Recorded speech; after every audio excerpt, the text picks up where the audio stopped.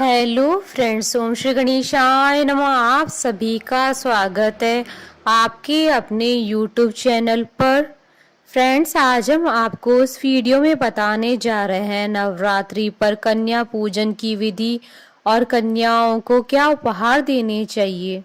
Friends, video शुरू करने से पहले आपसे रिक्वेस्ट है, अगर आप हमारे चैनल पर नए हैं और आपने अभी तक चैनल को सब्सक्राइब नहीं किया है तो प्लीज सब्सक्राइब कीजिएगा चैनल को, साथ ही प्रेस कीजिएगा बेल आइकन को, जिससे नए वीडियो से रिलेटेड नोटिफिकेशन आपको तुरंत प्राप्त हो सके।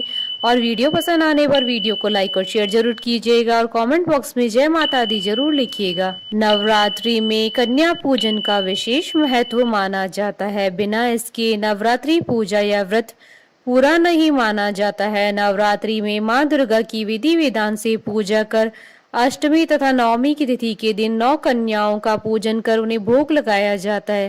धर्म ग्रंथों के अनुसार 2 साल से लेकर 10 साल तक की कन्याओं को माता का स्वरूप माना गया है।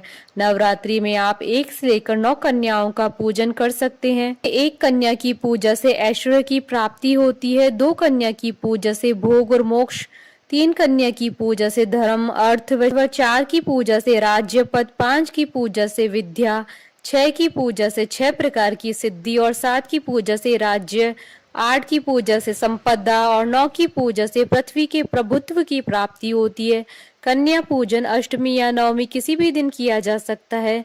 2 साल की कन्या कुमारी, 3 साल की कन्या त्रिमूर्ति और 4 साल की कन्या कल्याणी, 5 साल की कन्या रोहिणी और 6 साल की कन्या कालिका, 7 साल की चंडिका और 8 साल की शांभवी और 9 साल की दुर्गा और 10 साल की कन्या सुभद्रा मानी जाती है।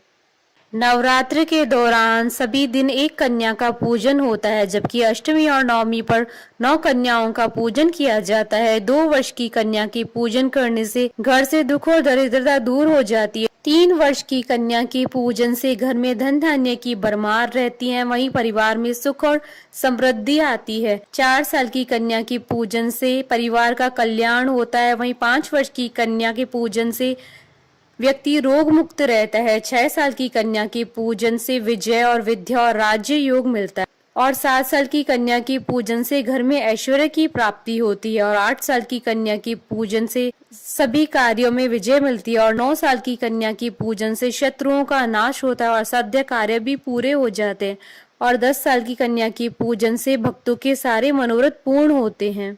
कन्या पूजन के विषय में कथा मिलती है कि माता के भक्त पंडित श्रीधर की कोई संतान नहीं थी। एक दिन उन्होंने नवरात्र में कुंवारी कन्याओं को आमंत्रित किया। इसी बीच मां वैष्णो कन्याओं के बीच आकर बैठ गई और सभी कन्याएं तो भोजन करके और दक्षिणा लेकर चली गई, लेकिन माता रानी वहीं बैठी रही। उन्होंने पंडित श्रीधर से कहा कि तुम एक भंडारा रखो और उसमें पूरे गांव को आमंत्रित करो। इसी भंडारे में भैरवनाथ भी आया और वहीं उसकी अंत का आरंभ हुआ। मां ने भैरवनाथ का अंत करने के साथ ही उसका उद्धार भी किया।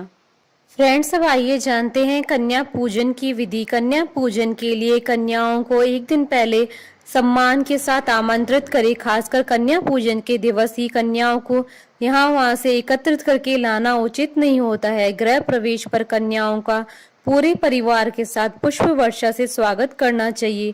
नव दुर्गा के सभी 9 नामों के जयकारे लगाने चाहिए।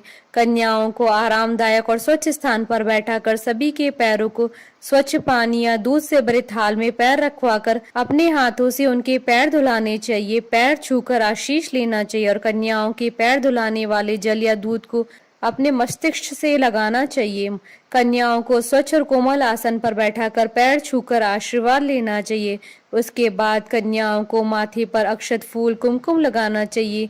इसके बाद माँ भगवती का ध्यान करते हुए दुर्गा माँ को उबले हुए चने, हलवा, पूरी, खीर, पुआ व फल का भोग लगाया जाता है। यही प्रसाद कन्याओं को भोजन स्वरूप में खिलाया जाता है। कन्याओं को भोजन कराने के बाद उन्हें दक्षिणा दी जाती है। इसी के साथ कन्याओं को लाल चुन्नी और चूड़ियां भी चढ़ाएं। इस तरह विधि विधान से कन्याओं का पूजन करने के बाद उनका आशीर्वाद प्राप्त करें। कई जगह कन्याओं को भोजन कराने वाले लोग आशीर्वाद स्वरूप में थपकी लेते हैं। इस बात का भी ध्यान रखें कि कन्याओं के साथ एक लांगुर भी होना चाहिए। मान्यता है कि लांगुर यानी छोटे लड़के के बिना पूजा पूरी नहीं मानी जाती है। फ्रेंड्स, अब आइए जानते हैं नवरात्रि में कन्याओं को क्या उपहार दिए जाने चाहिए।